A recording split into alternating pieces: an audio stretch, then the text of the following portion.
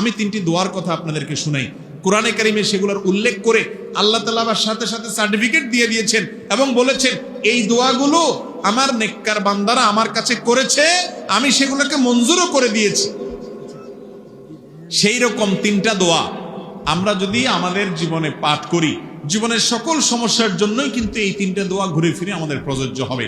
তার একটা হলো কঠিন বিপদে, কঠিন মুসিবতে রক্ষার যখন কোনো পথ খোলা নেই, দেয়াল যখন পিঠের সাথে লেগে গেছে, এরকম সময়ে আমরা দেখেছি আল্লাহর একজন নবী ইউনুস আলাইহিস সালাম আল্লাহর কাছে কিছু বাক্য বলে প্রার্থনা করেছেন। আল্লাহ তাআলা তাকে বিপদ থেকে উদ্ধার করেছেন। কি দোয়া ছিল সেটা?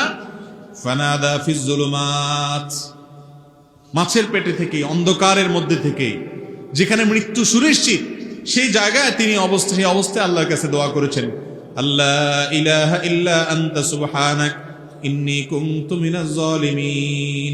দোয়া করে বলেছেন, আল্লাহকে আহ্বান করে ডেকে বলেছেন, ও আল্লাহ, লা ইলাহা ইল্লা আন্ত, আপনি ছাড়া কেউ সত্যিকারের মাবুদ নাই, ইন্নী কুনতু মিনাজ সুবহানাক, আপনার পবিত্রতা বর্ণনা করছি, ইন্নী কুনতু মিনাজ জালিমিন, আমি হলাম জালিমদের অন্তর্ভুক্ত, আমি নিজের প্রতি নিজে অবিচার করেছি, আমি নিজে ভুল করেছি। আল্লাহর কাছে এই দোয়া করে, এই বাক্যগুলো বলে আল্লাহর কাছে দোয়া করেছেন কে? ইউনুস আলাইহিস সালাম। লা ইলাহা ইল্লা আনতা সুবহানাকা ইন্নী কুনতু মিনাজ জালিমিন। আল্লাহ তাআলা এই দোয়া উল্লেখ করার পর বলছেন, ফাস্তাজাবনা লাহু ওয়া নাজ্জাইনাহু মিনাল গাম। এই দোয়া করার পর আমি তার ডাকে সাড়া দিয়েছি, ইউনুসের ডাকে সাড়া দিয়েছি এবং তার বিপদ থেকে তাকে উদ্ধার করেছি। এর পরের অংশটা বেশি গুরুত্বপূর্ণ আমাদের জন্য। এরপরে আল্লাহ বলছেন, ওয়াকাযালিকা নুনজিল মুমিনিন, যেভাবে ইউনুস আলাইহিস সালামকে রক্ষা করেছি, একইভাবে ঈমানদারদেরকে, কিয়ামত পর্যন্ত আগত ঈমানদারদেরকে বিপদ থেকে রক্ষা করব এই দোয়ার মাধ্যমে। কোন দোয়ার মাধ্যমে? দোয়া ইউনুসের মাধ্যমে। যে কোনো বিপদে পড়ে গেছেন, কোরআনে বর্ণিত কবুল হওয়া দোয়া, নিশ্চিত আল্লাহর কাছে গ্রান্টেড কবুল হওয়া দোয়া, আল্লাহর নবীর দোয়া আল্লাহ কবুল করেছেন, সেটা আল্লাহ জানিয়েও দিয়েছেন। আবার ঈমানদার বান্দারা করলে সেটাও কবুল করবেন, ওয়াদা করেছেন। শুধু তিনি ওয়াদা করছেন তা নয়, নবী করিম সাল্লাল্লাহু আলাইহি সাল্লাম বলেছেন, আল্লাহর কোন বান্দা যখন ইউনুস আলাইহিস সালাম এর দোয়া, লা ইলাহা ইল্লা আনতা সুবহানাকা ইন্নী কুনতু মিনাজ জালিমিন, এটা মূলত আল্লাহর প্রশংসা মাখা একটা বাক্য, যেটার মাধ্যমে দোয়াও লুকায়িত আছে, আল্লাহর কাছে প্রার্থনা আছে এর মধ্যে অন্তর্নিহিতভাবে। এই বাক্যের মাধ্যমে যে ব্যক্তি দোয়া করে, নবী করিম সাল্লাল্লাহু আলাইহি সাল্লাম বলেছেন, সে দোয়া কবুল না হয়ে পারে না। তাহলে যে কোনো বিপদ আপদে কোরআনের একটা কবুল হওয়া দোয়া আপনি পাঠ করতে পারেন, সেটা হলো ইউনুস আলাইহিস সালামেরটা। সেই বাক্য হলো আল্লাহকে ডেকে বলবেন, ও আল্লাহ, লা ইলাহা ইল্লা আন্ত সুবহানাকা ইন্নী কুনতু মিনাজ জালিমিন। মানুষের জীবনে আরেকটা বড় সমস্যা হলো অসুখ বিসুখ, দুরারোগ্য ব্যাধি, এমন মুসিবত, এমন অসুখ, যে অসুখ থেকে আরোগ্য লাভের কোনো উপায় আমরা খুঁজে পাচ্ছি না। সাধারণ চিকিৎসা আমরা গ্রহণ করব, সুন্নাত, নবী করিম সাল্লাল্লাহু আলাইহি সাল্লাম বলেছেন, তোমরা চিকিৎসা গ্রহণ করো, রোগ হলে ঔষধ সেবন করো। আপনার কোনো দুষ্ট জিনের প্রভাব যদি আপনার মধ্যে হয়ে থাকে বলে প্রমাণিত হয়, তাহলে আপনি কোরআন হাদিসের আলোকে ঝাড়ফুঁক করেন, ঠিক আছে, এগুলা গ্রহণ করেন। তবে মূল কাজ ওই আসল জায়গায় দরখাস্ত করে রাখেন, কারণ মঞ্জুর হবে সেখান থেকে। আর সেটার জন্য আল্লাহ নবী আইয়ুব আলাইহিস সালামের একটা দোয়া আল্লাহর খুব পছন্দ হয়েছে, কোরআনে সেটা উল্লেখ করেছেন। ওনার দোয়াটাও আল্লাহ তাআলা কবুল করেছেন। তিনি কি বলেছেন? তিনি বলেছেন, আন্নী মাসসানিয়াদ দুররু ওয়া আনতা আরহামুর রাহিমিন। তার অসুখটা ছিল অনেক মারাত্মক অসুখ, অনেক কষ্টের অসুখ, যে অসুখের কারণে তার কষ্টের শেষ সীমানায় তিনি পৌঁছে গেছেন। এত কষ্ট, এত যন্ত্রণা, এত অসুখ, এটা থেকে রক্ষার জন্য তিনি বলেছেন, রব্বি আন্নী মাসসানিয়াদ দুর, ও আল্লাহ, আমার কষ্ট আমাকে পেয়ে বসেছে, কষ্ট পেয়ে বসেছে, আমার অনেক কষ্ট আল্লাহ, অনেক অসুখ। ও আনতা আরহামুর রাহিমিন, অথচ আপনি সকল দয়ালুদের মধ্যে শ্রেষ্ঠ দয়ালু, অর্থাৎ আমার প্রতি রহম করেন। এটা বলার পর আল্লাহ বলছেন, ফাস্তাজাবনা লাহু ফাকাশাফনা বিহি মা বিহি মিন দুর।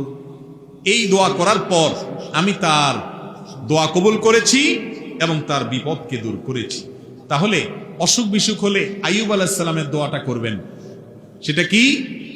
আন্নী মাসসানিয়াদ দুররু আনতা আরহামুর রাহিমিন, তোমার রব্বি আন্নী মাসসানিয়াদ দুররু আনতা আরহামুর রাহিমিন, হে আল্লাহ আমার অসুখে পেয়ে বসেছে, অনেক কষ্ট হচ্ছে, আপনি আরহামুর রাহিমিন, আপনি সবচেয়ে বড় দয়ালু।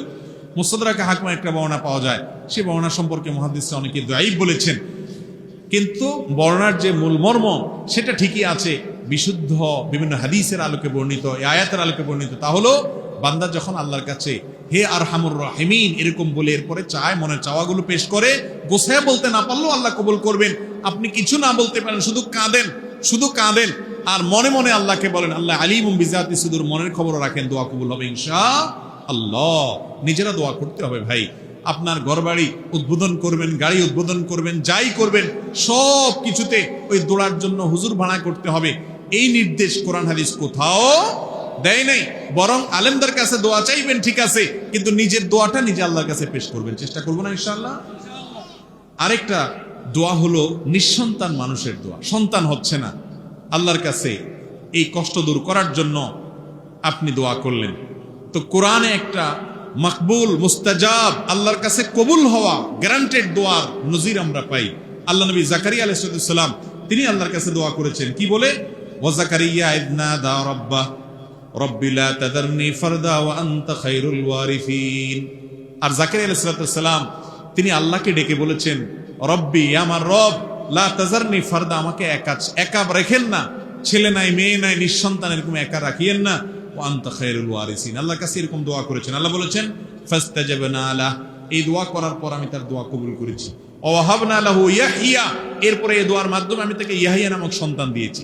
তাহলে জীবনে যে কোনো কমন বিপদে, শত্রুতা, বিপদ, মুসিবত, দেয়ালে পিঠ থেকে গেছে, ইউনূস আলাইহিস সালামের দোয়া পড়বেন, লা ইলাহা ইল্লা আনতা সুবহানাকা ইন্নী কুনতু মিনাজ জালিমিন, আল্লাহকে ডেকে এগুলো বলবেন।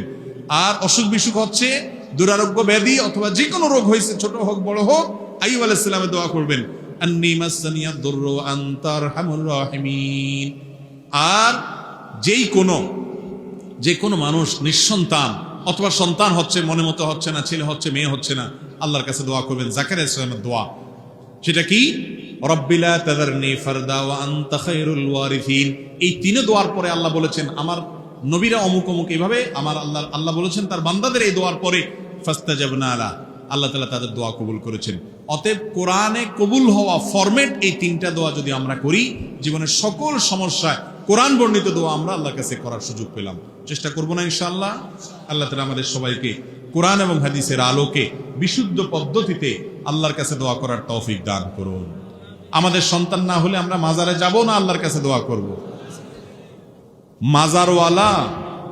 মাজারওয়ালা নিজে কার কাছে মুখাপেক্ষী?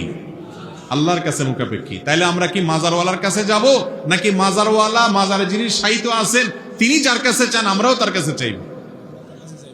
আল্লাহ বলেছেন উদউনি, তোমরা আমার কাছে দোয়া করো, আস্তাজিব লাকুম, আমি তোমাদের দোয়া কবুল করবো। আল্লাহ ওয়াদা করেছেন, গ্যারান্টি। আর আমরা যাচ্ছি ওই মাজারে দোয়া চাইতে। আল্লাহ কি কোরআনে কোথাও বলছেন তোমরা মাজারে যাও, আমার প্রিয় বান্দারা শুয়ে থাকলে তাদের কাছে দোয়া করো, তাহলে আমি কবুল করবো? আল্লাহ বলছেন কোথাও? আল্লাহ বলেছেন উদউনি, আমার কাছে দোয়া করো। আমরা যাচ্ছি মাজারে, এর মাধ্যমে দোয়া তো কবুল হচ্ছেই না, বরং ঈমানটা খুইয়ে নষ্ট করে শিরক করে আমরা শেষ হয়ে যাচ্ছি। ঠিক না ভাই? ঠিক। সন্তান হচ্ছে না, কার কাছে দোয়া করতে হবে? নাকি কোনো মাজারে যেতে হবে? সন্তান হচ্ছে না, এই জন্য কোনো মাজারে গেলে, কোনো পীরের দরবারে গেলে সন্তান হবে? কার কাছে যাইতে হবে? আল্লাহ রাব্বুল আলামিনের কাছে। আল্লাহর বান্দা যদি আল্লাহর কাছে না গিয়া আল্লাহর বান্দাদের কাছে যায়, দাসদের কাছে যায়, আল্লাহ রাব্বুল আলামিন এটাকে সহ্য করেন না। শিরক আল্লাহর কাছে জঘন্য অপরাধ। কেন জঘন্য অপরাধ আমি আপনাদেরকে একটু উপমা দেই। এখানে যদি ধরেন প্রধানমন্ত্রী আসেন, প্রধানমন্ত্রীর চেয়ারে আপনি যদি একজন চৌকিদারে বসান, ওনার জন্য যে মালা বানাইছেন একই মালা যদি চৌকিদার সাহেবের গলায় দেন, তাহলে প্রধানমন্ত্রীর মেজাজ কি পরিমাণ গরম হবে বলেন? উনি অপমান বোধ করবেন কি করবেন না? অথচ প্রধানমন্ত্রীও মানুষ, ওই চৌকিদার সাহেবও কি মানুষ। একজন প্রধানমন্ত্রী আর একজন চৌকিদার এতটুকু পার্থক্য, কিন্তু দুজনই মানুষ।